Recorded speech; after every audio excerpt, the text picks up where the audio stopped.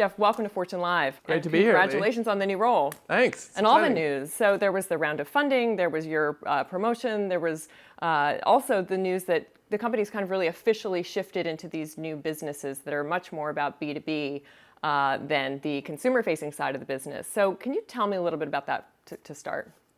Sure. Well, we announced a $45 million fundraising, and it really centered on the traction that we're seeing on the enterprise and the media side of the business. So everything, of course, starts from our two apps with millions of users, Foursquare and Swarm, and they really are a crowdsourced community that maps the world. So we have the freshest map of 65 million businesses, and we know whether phones walk in and out of those. So we're turning those into some really powerful business lines. Pinpoint, which helps a third of the Fortune 500 connect to people based on where they go in the real world. And then our enterprise solutions, which help developers and analysts understand foot traffic. So let's talk about this ad targeting. I guess that would be Pinpoint. Right. The value is what you call first-party data. As you said, the ability to check, to know where people are moving and what businesses they're going into specifically. So how would a company use that data? What's a hypothetical example? Yeah, sure. So let's say that you are the CMO of a fast food chain with thousands of locations. You might want to understand, can I connect with the 15 million people who go most often to my competitor chains? And they're really interested. And we might be able to help reach that audience through advertising across thousands and thousands of partner apps.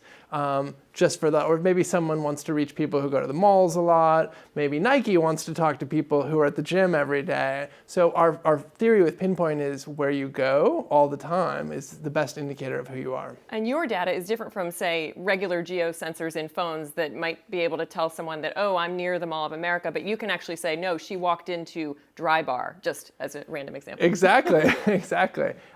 So the idea originally in mobile advertising was that maybe if you walked near a Starbucks, it might be interesting to show you ads. But what really turns out is that people are very different. And so someone who goes to Dry Bar and to Equinox Fitness all the time is a certain kind of consumer, and they might be very different from someone who frequents H&M and Chipotle all the time. But let me just interject here, because is this data based solely on Foursquare users, or is it's a little bit more than that, is my understanding? And how is it more than that? How are you tapping into more than just your existing users and knowing where they're going? Absolutely. So everything starts, all the shapes that we make for the world's businesses, their digital sensor readings, their Wi-Fi, their Bluetooth sensor readings are created by our first-party audience. 8 billion check-ins have created the freshest map of the world. So we recognize when a phone walks into the business, no check-in required.